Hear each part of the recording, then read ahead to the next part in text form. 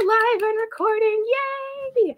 I am very excited because we are starting off this week with Marc Cameron, who is going to be in conversation with, okay, I want to get it right now because I just asked and we had this whole conversation with Reavis Wortham. Please tell me. Yes, success. That's right. Stuck the landing.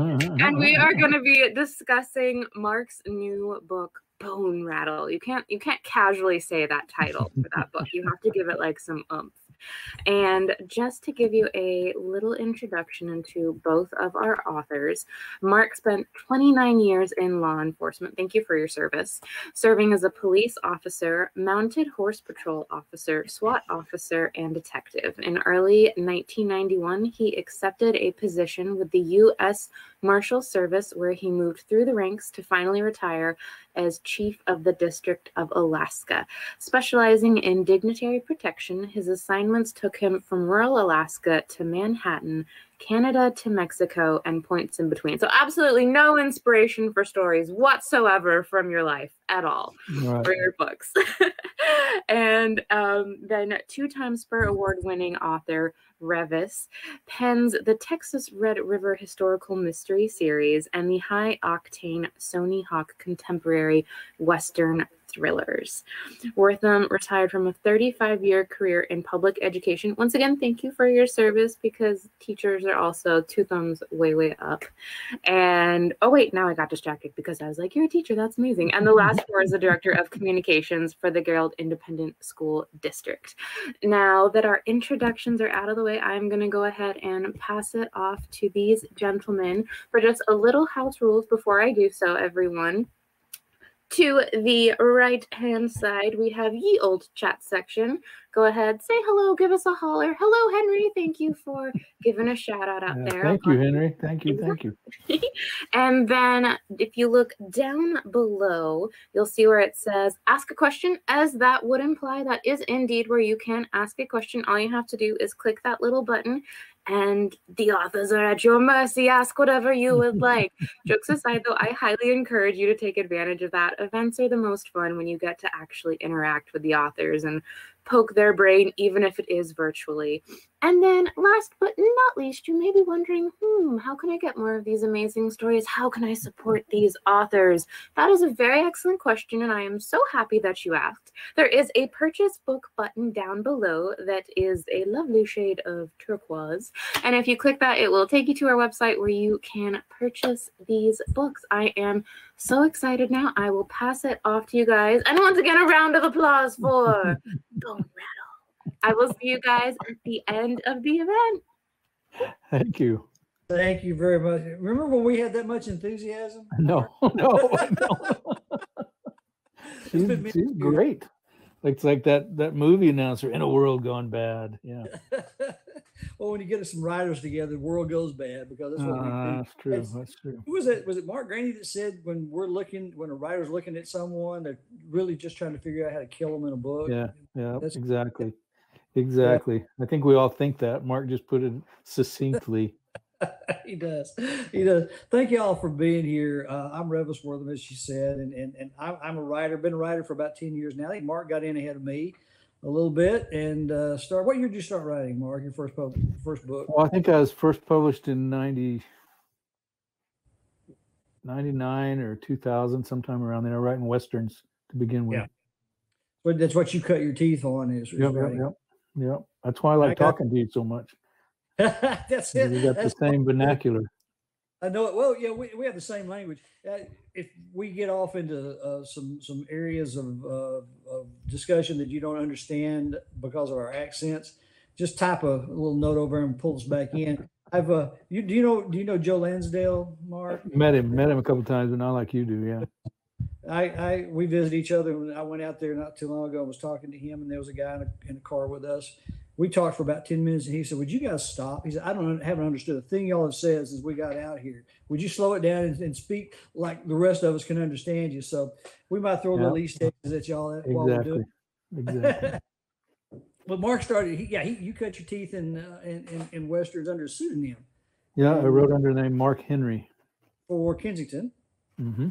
How many books did you produce back for that? I did several can't confirm or deny how many, but I did several ghost-written ones for another author, and then I did 2 as Mark Henry, and then moved on to the Jericho Quinn series from that, and then eventually the Arliss Cutter mysteries, which is what the Bone Rattle's #3 in that. So I think knowing your series with Kensington, the Sunny Hawk series, I think those are sort of a mixture between Cutter and Jericho, that really high octane, a bit over the top, but in a good way.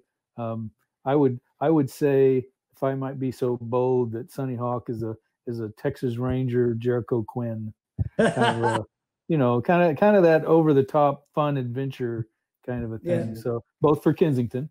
So Both for you write Kensington. for Kensington as well. I do. And the funny thing is, people, and you've probably heard the same thing, people will tell us, well, yeah, your books are so energetic. They've got all this action and all these shootouts. That doesn't happen in real life, And I try to explain to them, if we talked about the day-to-day police work, no one's going to read that. Oh yeah. I always tell people, because the Arliss Cutter books are about a deputy U.S. Marshal based in Alaska. They're not autobiographical, but I certainly draw from that. But I tell them, and it was a great job. I tell people all the time, it was the best job in the world. I miss it all the time. But if I were to write about the day-to-day stuff, I'd have to put a certain amount of people trying not to fall asleep in court and drooling on their neckties, Well, you got in trouble for that one time in court in East Texas, weren't you? If I remember right, you were sitting cutting up in the back of the judge was watching. Yeah, that was a terrible moment that we were cutting up, and the guy was naked, and he was actually wearing a top hat, and he was an attorney, but he was part of that what do you call it, the rainbow people, the people that go around naked. And the judge, unbeknownst to us, the judge was basically ordering that a bunch of deputy marshals went and monitored this group of nudists that were coming through the Davy Crockett National Forest, and they assigned a bunch of deputy marshals to do that. It's pretty, not one of my favorite or anybody's favorite assignment. Because you were in the back of the room like I was in high school cutting up, and you got caught at it. Yeah, exactly.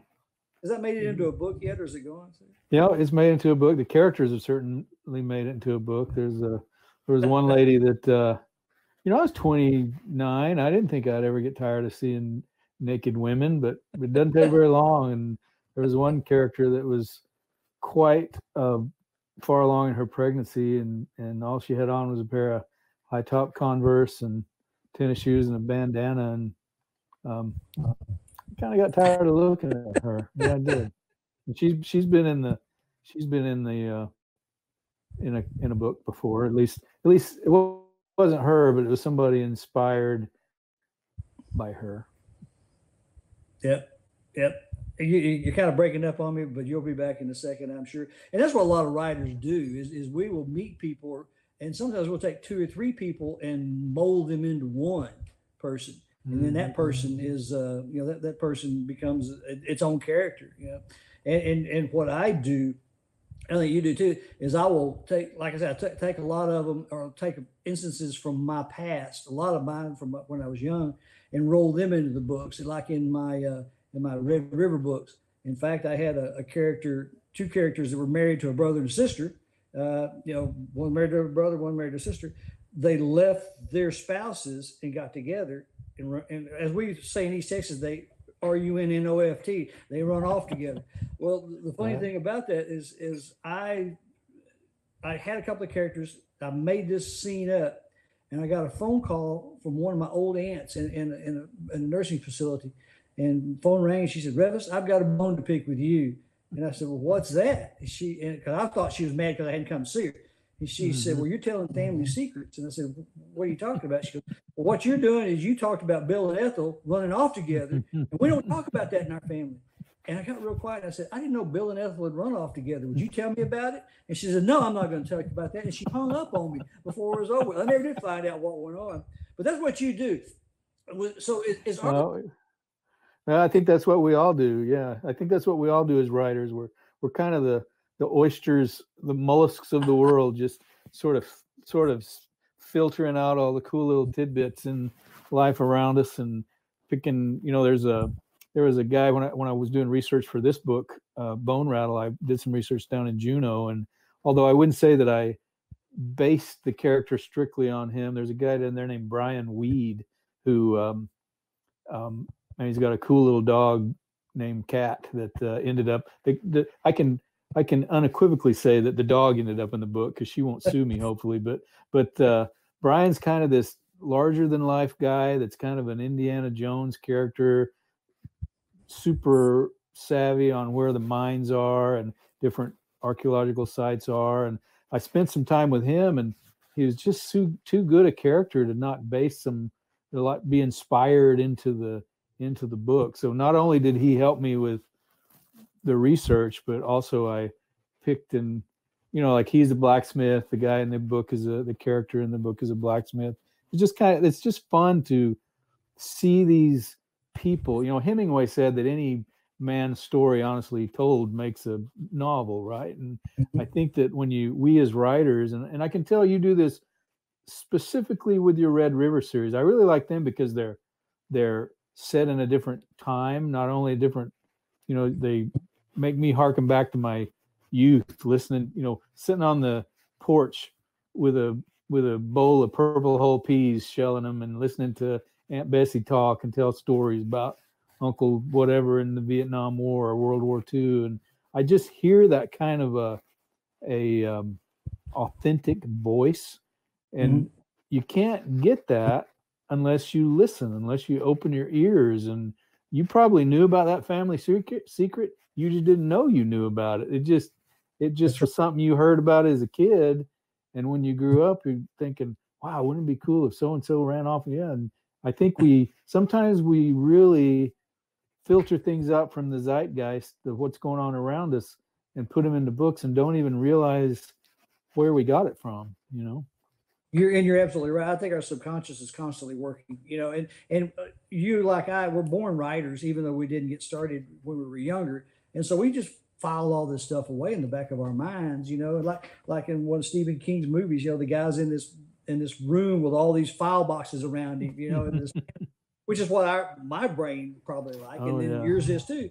And then as you start writing, your experiences come out of what you've done as a law enforcement officer for so many years, and that influences your work. And that's when I read your stuff, I know good and well that you have been a lawman, because you use phrases and you say things that in a way that nobody else would know if they haven't done the job that you've done for all those years.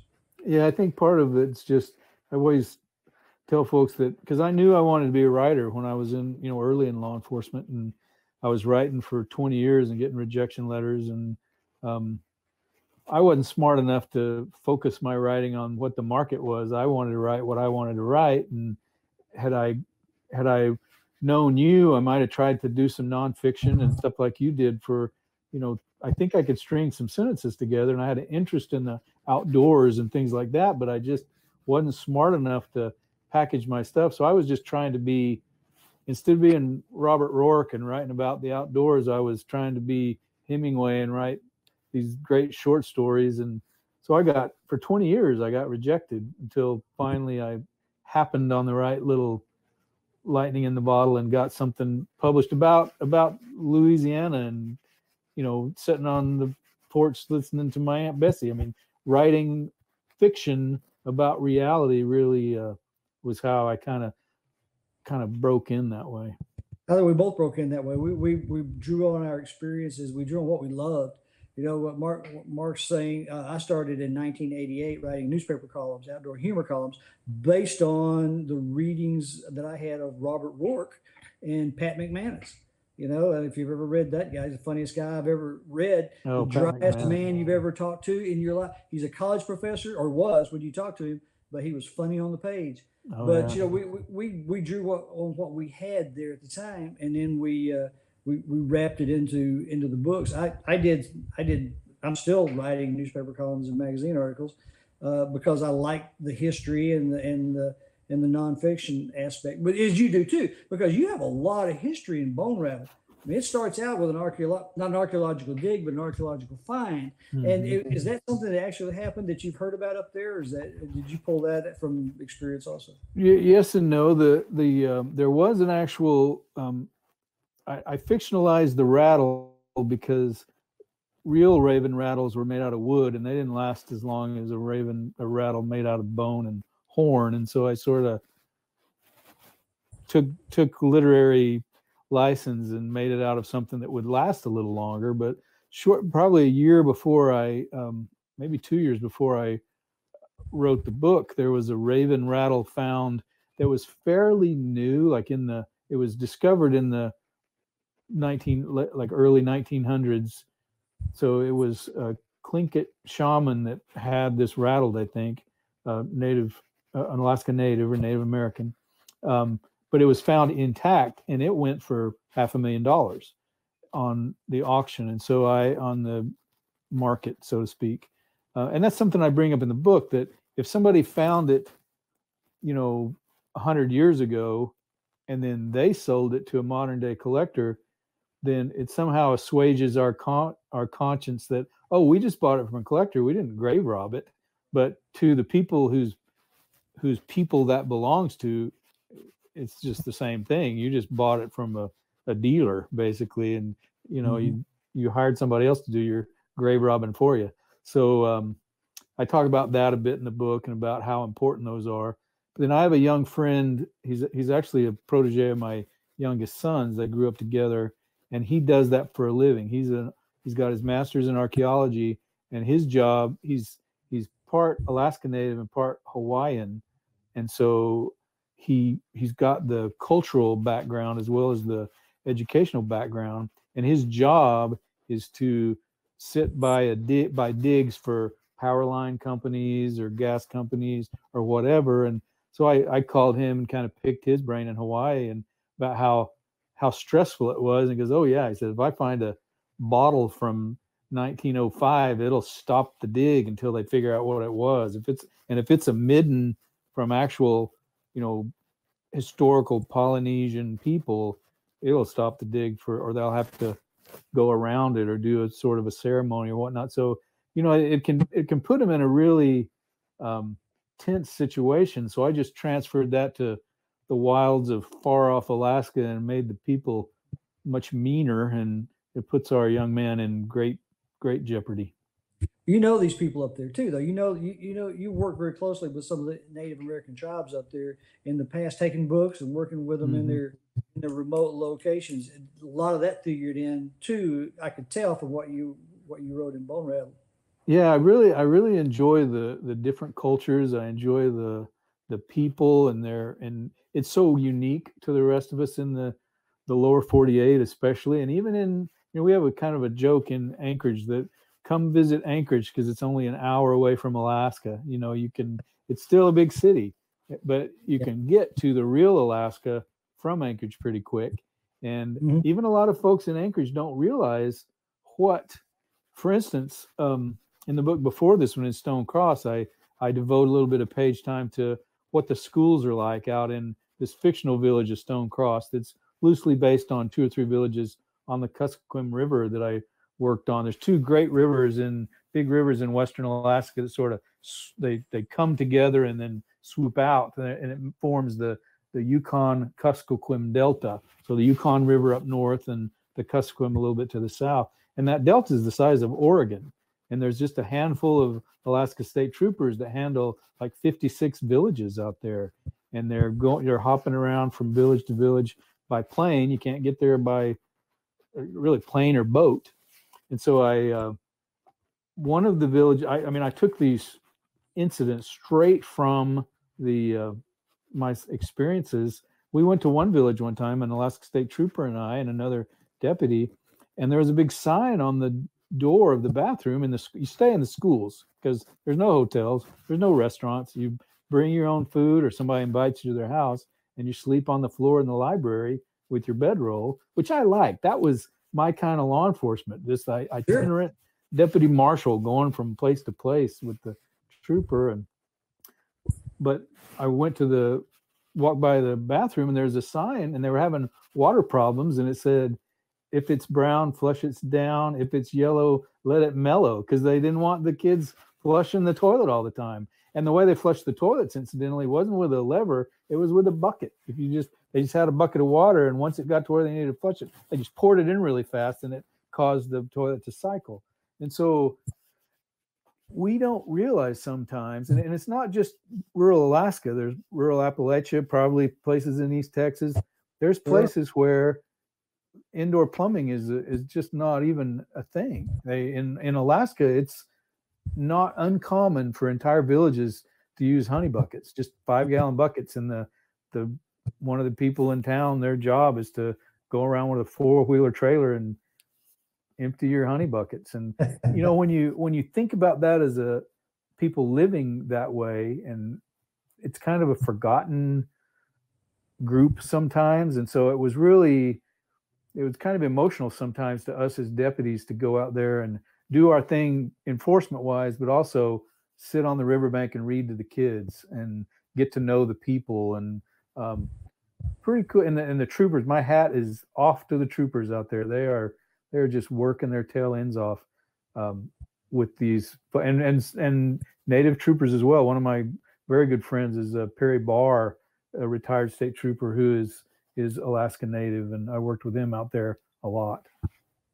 And all this finds its way in your book again, because they look at Arliss with some suspicion when they show up out there. They want to have him there. They need him, but he's from outside the tribe. He's from outside their world, and he brings in the outside world when they show up. No, that's exactly the way it is, and you can imagine if you put yourselves in their shoes.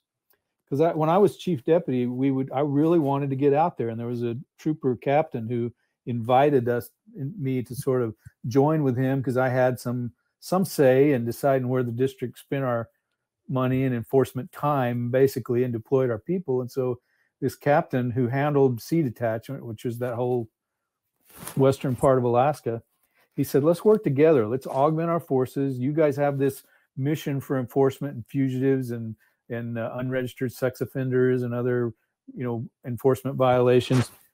We'll go out and team up and do some work there together. And so we went out, we had a meeting with some leaders, some village leaders in the city of Bethel, which is kind of a hub. They call it Paris on the Kuskokwim, because when you're coming up the river, you see all these bright lights, but it's a town, a village. It's still, you only get to it by air. But it's the island of civilization out there sometimes, because it's where the stores are, all that. So we had this meeting in Bethel. 3,000 people at most live there, but it's the big city. And I remember there was probably, 11, 12 folks around the conference table. And so many times they've heard us, people from the government, coming in and saying, we're from the government, we're here to help. Let us help you with our smart ideas. But instead of doing that, I'd talk to this trooper, Perry. I'd talk to, he's part, I think he's part Tlingit, which is southeast, and then part Inupiat, which is way up north, Eskimo culture. Incidentally, I would say that here in Alaska, generally speaking, Eskimo is not a bad word. They in Canada, you would not call someone an Eskimo. They often call themselves Yupik Eskimo or Inupiat Eskimo. I generally try to call them whatever they call themselves, because that's their business. But so Perry's part Inupiat, part Tlingit Southeast. And he advised me of this. Be careful. You're going to come in and make promises, and they're so used to broken promises. Right. So instead of that, this captain and myself sat down with them and said, what would you like us to do? And let them think of it. And it was night and day. One lady said, they used to have a book boat. They used to have a boat that was just full of books, and they would go up and down the river like our bookmobiles that we had growing up.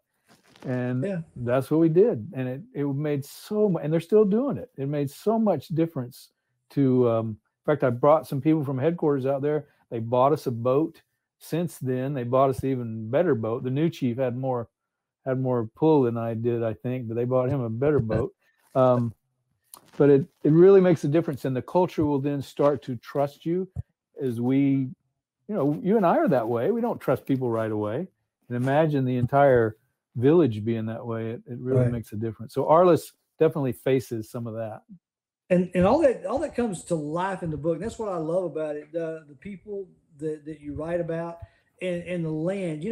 People talk about characters in a book. The land is a character too. The environment, and when you know what you're writing about, as you do in Alaska and as I do in East Texas, it makes its way, and the book reads. It's much more authentic. It reads better. You and I both know a particular author that does not live in Texas, but he writes about Texas. And he came into town about 3 or 4 years ago, and I showed him around Texas and the Austin area. And he was just overwhelmed with what he'd seen, because he writes everything by looking at Google Maps. And it blew me away when he told me that.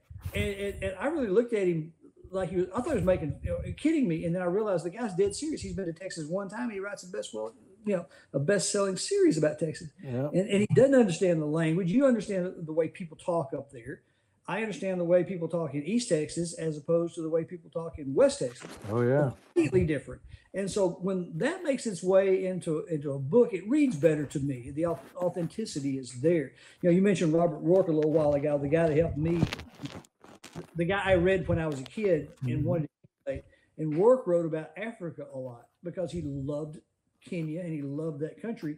And you could see that coming out. And I read others that haven't been there, but they want to talk about it.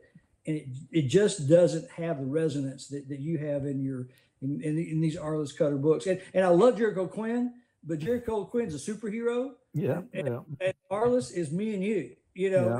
He's just a real guy. And he has trouble. Gets water in his boots. Yeah, exactly. No, I think you really hit it on the head with the characters, the land being a character. Let's take a foot pursuit. If somebody was running, if anybody's ever run through a cane brake or even a field of corn, particularly a cane brake, they would know the discomfort that would happen from running through a cane brake, especially running through it as a kid with other kids shooting bottle rockets at each other and whatnot. Not that ever happened, but yeah, exactly. With your shirt off, how you look like you've been chased with razor blades. Or up here in Alaska, I've read some people's stories that it's kind of just like modern, I guess, reality TV. And there's so many people shooting reality TV shows up here. And I would not, reality is the farthest thing from some of these. Now, some of them are really good. One of my friends is a producer of Life Below Zero, and that we've been to those. I've been to Norvik where the hailstones are. My wife and I helped with some literacy programs out there, and they really depict it well. Life Below Zero is, I don't own stock in Nat Geo or anything, or Discovery, whoever does that, but that's a well done show. But so many of them are sort of hitting the surface and they're not real. In fact, the first Arliss Cutter book is set in the middle of a goofy reality TV show being shot in Southeast Alaska. But when you try to tell the story, but you don't understand, for instance, what it's like to chase someone across this part of Alaska, it's impossible. It's muskeg. It's you'd sink up to your boots, and there's just no way to walk on that kind of land. So if you write it that way, anybody up here is going to go, yeah, well, okay, they've never been up here. Same way if you wrote about somebody chasing someone in the Big Bend country that didn't have water with them, that the little things, that the realities of the area, whether it's in Alaska, the beauty of Alaska, somewhat like Texas, is that it's so vast. In fact, since I'm a Texan transplanted to Alaska, I can joke with you, but I got a T-shirt that's got big old state of Alaska and this tiny little Texas down the bottom. It says Alaska pissing off Texas since 1959, when we became the biggest state. But the same way that Texas has these different geographies, these different climates even. And when I was down there last week, I went and did some research with Abilene PD, and it was cold in Abilene.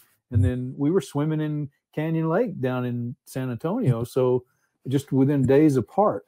Alaska is the same way, where you can be in the highest mountain in the northern hemisphere, or in North America, the highest mountain in North America, or you can drive down and be in the northernmost rainforest, or in sand dunes, or so it gives me a chance as a writer.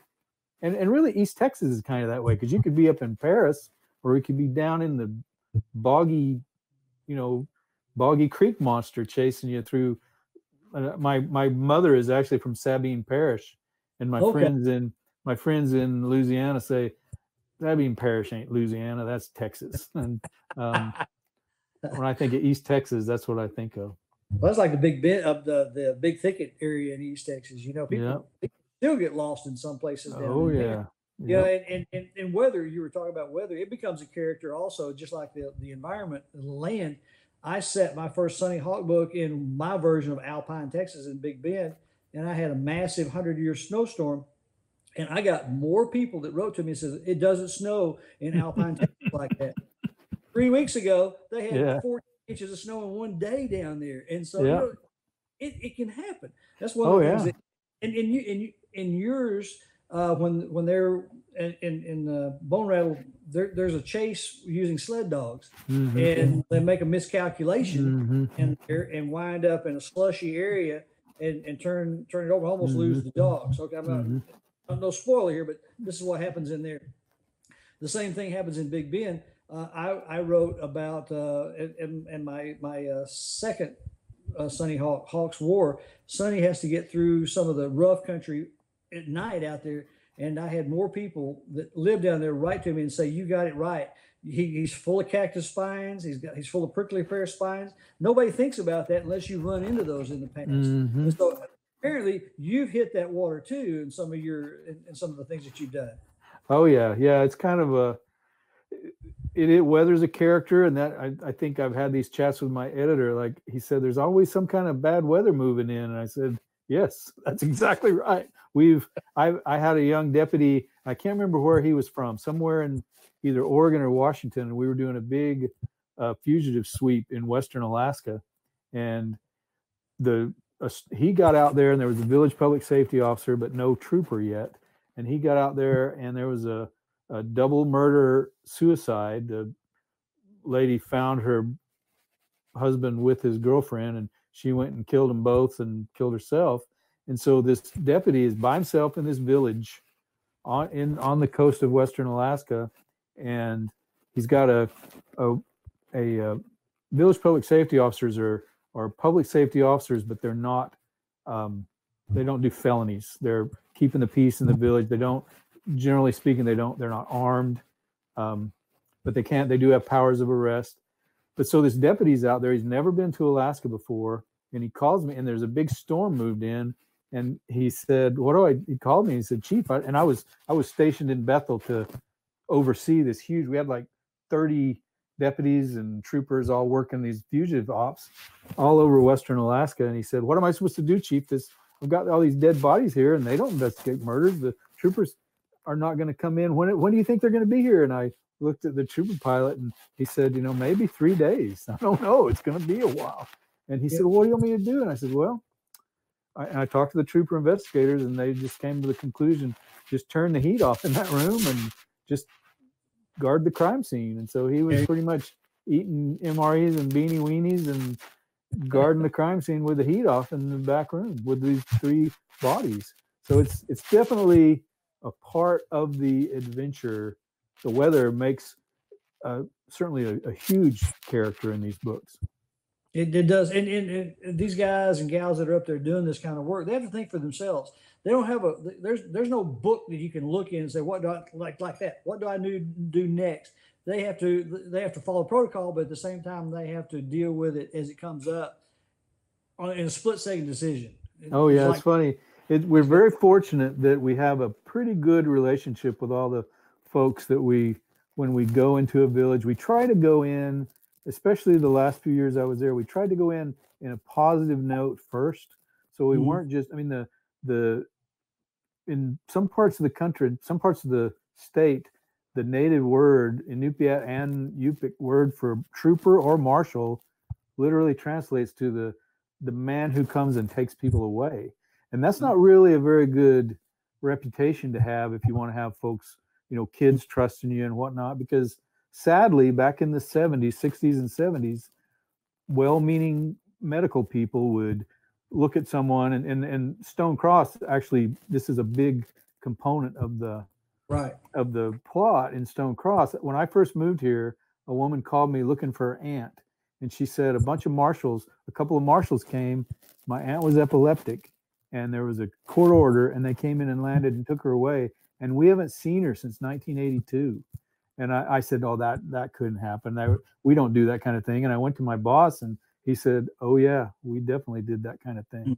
And so there's a lot of, they were well-meaning folks, but there's some bad blood out there. And so we really try to get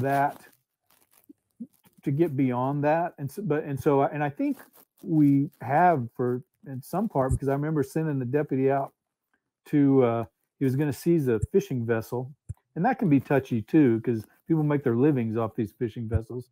But he landed in, I can't even remember the village, somewhere far north, like Point Lay or Point Hope, an Eskimo village. And he was in the winter gear that they give us from Washington, D.C.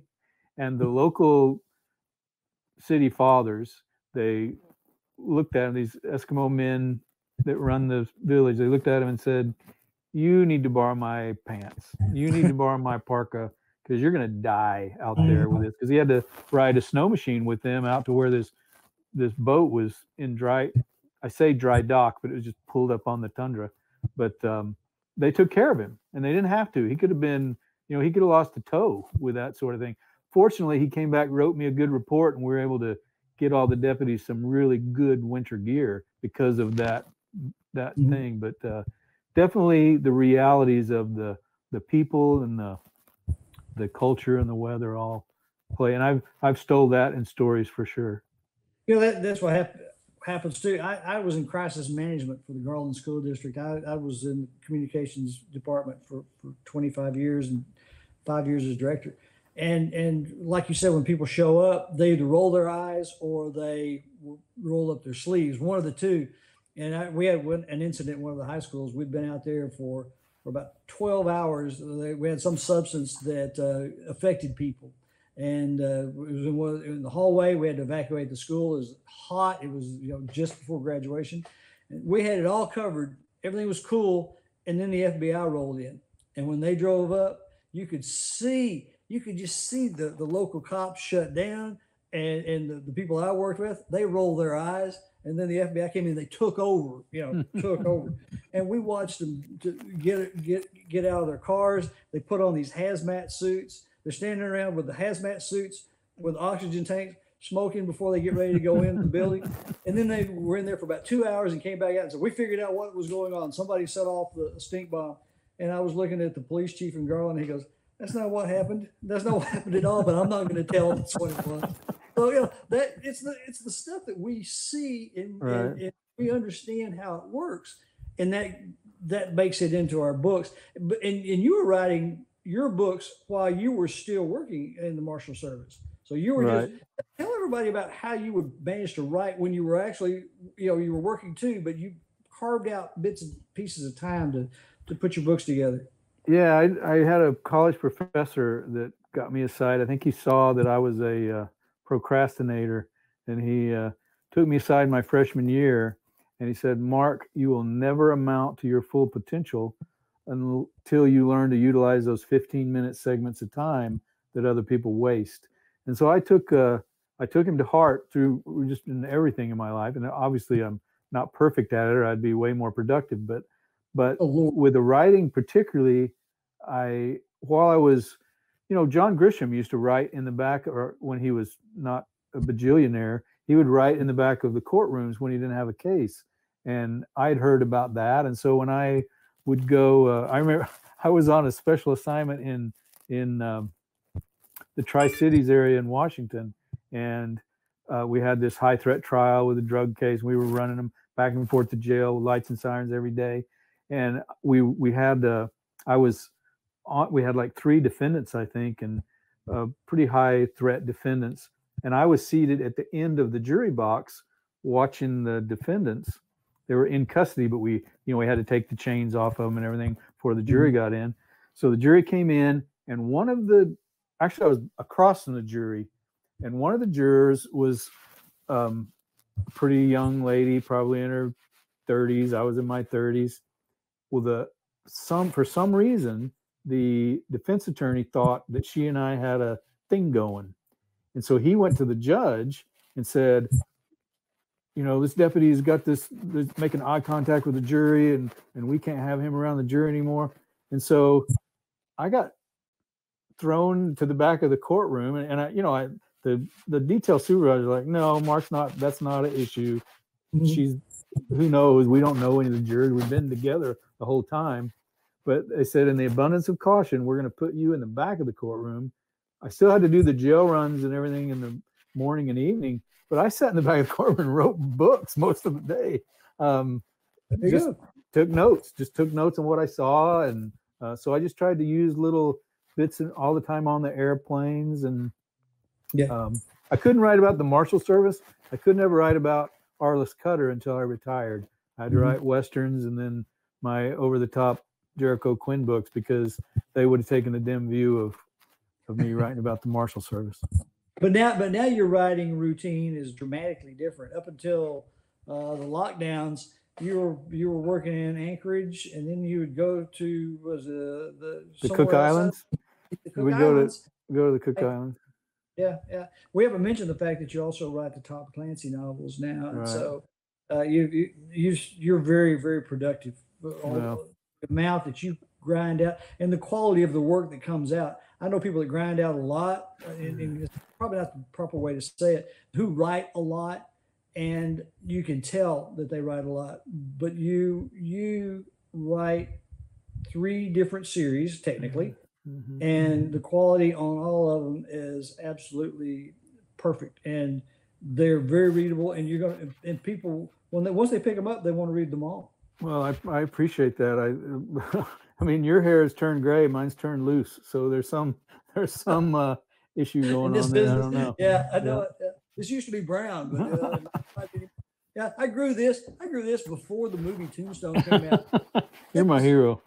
Oh man, Kurt Russell came out. Everybody like, oh, you grew that after? I said, Kurt Russell learned from me. What are you talking about? Absolutely. I know exactly. I've used this line in a book when somebody says, you don't look like Raylan Givens. You don't look like Tim Oliphant. And you just say, I'm not trying to be Tim Oliphant. Tim Oliphant's trying to be me. So I wish I was that cool. I wish I was cool as Arliss Cutter to think about that stuff when I was actually being talked to, but I just think about it later and write it down. Isn't that the truth? You always go home and then think, God, I wish I'd said that. Then we put it in the books. Exactly. All those comments make their way in, and that's what helps the books out too. Exactly. It's fun to do. Well, now you're now Bone Rattle's out, but as writers, we don't stop. No. Another one is in production. So what are you writing right now? So right now I'm writing the next Tom Clancy Jack Ryan. It's called Chain of Command, and part of it's set in Texas, San Antonio and Abilene, and then in the subcontinent as well. So it'll be a fun book. I'm enjoying writing it, and then I already have the next Arliss Cutter turned in. It's called Cold Snap, and it's in the editor's hands at Kensington. Then the Clancy will go in mid-July, and I'll jump right in. And actually, I'm going to write a Jericho Quinn novella, and then we have contracts for 2 more cutters. So I think I'm gainfully employed till I'm 62. And then after that, who knows? They might kick me to the curb. Well, that's good. Now that's not going to happen because you're still going to be producing. I can tell you that. The people love your work, and those that have pick up one book will really want to go pick up the other series too and put them on their shelves. I've got them on right now. So. That's fun. I've got yours, so that's awesome. So I guess do we have? I don't know. My timer just went off. We're supposed to take questions now. Yes, you've got a couple questions. As promised, I am popping in as the voice of Mysterious Galaxy, but So I know, right? The mysterious voice I is the know. horrible pun that I can't You're resist awesome. making. You're awesome. Are the questions on the side, or we have to? So if you click where it says ask a question, if you click that, it'll pop up the box for you. Okay, now that first one, let me do that. Henry says, I can see Bone Rattle will obviously have a sequel. When will that book be released? And Mark, there will be a sequel on that one because you left it wide open at one point. Yeah. So the sequel to that Cold Snap actually takes that torso, the murder case that sort of gets mentioned in that book but doesn't get finished. That's what the next book is about. And sometimes I catch a little guff for that, but that's what real life and real law enforcement is like. It always. I'm on a couple of Facebook threads and different Facebook pages of people asking law enforcement questions, and one of the things that as a detective or as a deputy, I rarely got the opportunity to focus on any one thing. The only time that a deputy marshal gets to focus on one fugitive is if it's a top 15 fugitive, and then your life just gets devoted to that. The rest of the time, you might be working on, in the TV world, they say the A story, the B story, and the C story. You may be working on one that you really want to get, and it's really, kind of the baddest of the bad, the most dangerous. And then you're also working on others. And I wanted to show that Arliss and Lola's life, they have these adventures, but while they're having these adventures, there's these little blisters of some other mystery or something that's coming up that you see that they're going to end up handling later. And so in the next one, that's what they do. Okay, and that's it, because there's a little cliffhanger in there, and I really like that. It leads in, gives you a little sled into the next one, so that we're ready for it. Another question is, what had you decided to first publish under a pseudonym and then change to publishing under your name? So you started out with a pseudonym, and then I was in law enforcement, so I that Mark Henry was my fictitious ID name, and I had a driver's license with Mark Henry and all of that. So okay. I like it's kind of a family name, and Yeah. so that was the reason. All right. Well, what in Bone Rattle, what scene or section brought you the most satisfaction to write? Is there one that you can speak about? I really like the parts underground. I like the cave parts, because that was one of or the mine parts. That was one of the things that I didn't know I was going to include in the book until I went down. You know as well as I do, Reavis, that we've got, when you go to do research, you have known unknowns. You have things that you want to ask questions about. So, for instance, if I'm interviewing Abilene PD SWAT, I'll say, what kind of weapon do your snipers carry? But then while I'm sitting around chatting with them, then I also find out about things that I had no idea to answer. Right. Same with Bone Rattle. When I went down there and I was chatting with some friends, I knew I wanted to have to do something with an archaeological dig and a mine, but I didn't know it was, and bad politicians. But I got introduced to this Brian Weed guy that I was talking about earlier, and he runs a group called Juneau's Hidden History, and it's a fascinating group of hikers and explorers, and they do. I mean, I would direct anybody to go to Facebook and look at Juneau's Hidden History just for some incredible photography. They go under glaciers and in mines, and first met a guy named Peter Nestler, who's a world champion jump roper, if you can imagine. But I mean, the guy can like jump rope sitting on his rear end and jump rope one-legged, and tremendous outdoor photographer. Well, he introduced me to Brian Weed and his wife, and then Brian took me on these amazing tours, adventures of these abandoned mines, and showed me there's a scene in, I won't give too much away, but there's a scene in Bone Rattle where Arliss has to get wet. He has to do some swimming, which really sort of encompasses several of my bad dreams, tight places and underwater. And I'm a scuba diver, and I don't like overhead environments. And this is the most overhead of overhead environments, when you got a 3,000-foot mountain on the top of your little tube. You're basically a torpedo in a tube. So I really enjoyed writing those. That was because it was such a learning experience for me, and the research was so fun. Yeah, that's the thing that I really enjoy is the research when you get to go do things. My buddy and your buddy John Gilstrap and he and I went to Florida and trained with SWAT, the state SWAT team for a week. I had never even thought about putting something like that in a book, but after we were finished with those, and we went on a raid with the guys, and we played the bad guys in a shootout and a hostage and took over a building. I learned a lot about police tactics, and I learned that you're not going to win. No, exactly.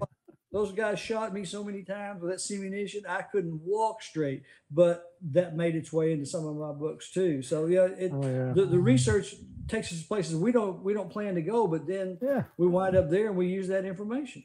Yep. We have another question. Mark, did you carry a Colt Python? What was your service weapon? I carried a Smith & Wesson 686. I could not afford a Colt Python. Still can't. But my sergeant carried a Colt Python, blued, not nickel plated like Grumpy did. But the Florida Marine Patrol, Grumpy Arliss's grandfather, carried Colt Pythons for a while, but I always liked that revolver, and the 686 was sort of the working person's version of that in Smith & Wesson. But I was one of those old dudes. In fact, we were at Cabela's a year and a half before COVID. We were at Cabela's sort of palling around, and my youngest son, who's a police officer in Anchorage, we were looking at the 686s, and he said, and he was basically picking at me. He said, "So how many rounds did you have on you?" And I said, "Well, I had 6 in the gun and 2 speed loaders of 6." And he said, "So 18." And I said, "That's right." And he carries a Glock 9mm and little magazine extension, a Hennings Group mag extension. So he's got 19 rounds in his gun and then 2 magazines. So he's basically got a box of ammo on his belt. And so he was sort of, picking at me in fact, I was going to go work with observe their SWAT team. And he was kind of giving me a rundown. And I said, "Well, I was on a SWAT team." And he goes, "Not a modern SWAT team, Dad. You were." So I'm definitely part of the gray team. It doesn't take long to get there either, does it? Not at all. You mentioned Grumpy, and that leads us into the next question. Which secondary character in Bone Rattler was your favorite to write, and which one gave you the most problems? I know you loved writing Grumpy because he's somebody that we both have known at some point in our lives. But are there others that you enjoyed writing? Yeah, you might actually be Grumpy. I'm not sure. I think I might steal some stuff from you. No, Grumpy's a fun one because Grumpy is he's the foil I use to put out my grandfatherly wisdom that I have, that my own grandfather, my grandmother. I had my mother's mother was very, very big in my life as far as taking me. She's the one from Sabine Parish and then Odessa in West Texas. So she was really a big part of my young life. And so my grandma Grumpy sort of became, I put a lot of her wisdom too, but in the next book, the one that's after Bone Rattle, the book actually begins in the late 80s when Arliss is a boy and Grumpy is still, so I get to have Grumpy have some page time. There you go. So that's fun. I really like writing Lola Te'ariki because, as you mentioned, my wife and I go to the Cook Islands, the island of Rarotonga, for a couple of months every year, or we did before COVID, but this will be 7 years that we've been going, and the people there they're just amazing people. My wife rides a Vespa, and she kind of joked when we got there that she said, "I love this place. It's heavy women on motorcycles. It's my kind of place." But because a lot of people ride scooters there, but Lola is one of those larger than life, happy, but boy, she will cut you if she needs to. And there's a line, not even in this book, but in the next book, when she's talking about the realities of life, and she's talking about having to butcher your own meat, and she says, and trauma, and how that might traumatize a kid or whatever. And she's telling this young APD officer, she said, "My dad had a saying, you're going to eat the pig, you're going to learn how to stick the pig." And I like that mentality. So she's able to, as a young deputy, teach Arliss. Arliss is able to teach her tracking. And it's really fun to write them because I feel like I know them. I know people that are like them. And so it's great fun. And she's on a learning curve too. I mean, she hasn't been there yet. So she's a very strong female character, but we're watching her grow and become somebody different as I think as the series is going to progress. Oh yeah. Yeah, they have to grow as your characters grow too. They learn. There's an arc, and as they get older and wiser and have bad things happen to them. And one of the things I really like about your books, especially, I like the Sunny Hawk series, but the same way you like the Cutters more than the Jerichos, I think I identify with your Red River mysteries. I just identify with the way you speak and the way you get into these good people with their secrets. And everybody's got a secret sin, and you are good at not necessarily unveiling them, but letting us wonder what they are. I just think you do a masterful job at that. Thank you so much. My granddaddy, who was a lawman, and I based Ned Parker on in my series that's set in the 1960s, he said a small town's like a stock pond. He said it's real calm on the surface, but when you get underneath, there's a lot of life and death going on. Oh, yeah. And so those kinds of things are what I like to reveal. And you find out about people. Everybody's got a secret. Everybody's got a little skeleton in the closet somewhere. Mm-hmm. And good or bad, they may not be anything that's earth shattering, but there's always some interest in there somewhere. And I love books. I agree. I want to tell you one little story. I know we're getting almost to the hour mark, and the voice of Mysterious Galaxy is going to come on in a minute. But I want to tell you a story since you're a retired educator. My wife's a retired educator, and Stone Cross is about bush teachers and what it's like to be out there. But I was out in Bush, Alaska several years ago, and there was two brothers out there. And when you and I from Texas or even down in Anchorage, when we think about a bush pilot, we think, oh man, that is the kind of the quintessential adventurer, right? I mean, bush pilots get the girls, right? Yeah. So there's these two brothers. One of them was a bush pilot, and the other one taught second grade in Nuiqsut, way up on the Bering Sea or the Chukchi Sea on the Arctic Ocean. And I was talking to the bush pilot, and they both were single. They were living out there and kind of based out of Kotzebue. Actually, no, they were based out of Barrow. And so way up in the north. And I was talking to the bush pilot brother, and I said, man, it must be great being a single man out here, and you're a pilot. You're like the coolest guy in the world. And he said, you'd think, but all the girls, when we're at a bar or something in Anchorage, and they found out my brother teaches second grade in the village, he's the one that's the star. That's what people respect up here is those bush teachers. Teachers earn their. I taught for 10 years. Yeah, before I moved into administration, I guarantee you teachers earn every. Oh, absolutely. Yeah, they do. They're all the 99 point, like everybody else. 99.9 of them are great people. Yeah, those are the people that I back up 100%. That's right. That's right. Yeah, Mark, we're about run out of time. Is there anything else I just appreciate you coming on with me, Reavis. This has been great just to chat with my buddy. This is what he and I do. We go to these writers' conventions. Mark and I try. Well, I tell you, we never get enough time. We try to carve out as much time as we can, and it's usually in the bar somewhere because that's where people gather. And whether you drink or not, you can go down there, and if you go to a writers' convention, you can go to a bar and sit down and just visit with these folks because all the writers that I know love people and they love to talk to them. And so if you're ever at one of those, feel free to come on over. The first writers conference I went to, I was sitting next to a guy that I've admired ever since I was a senior in high school, David Morrell, who wrote Rambo, First Blood, first novel. And David and I've gotten to be friends over the years. After that, that's the beauty of this writing game that we're in because Mark and I met, two Texas boys. We met in a hotel in New York City. And he walked up.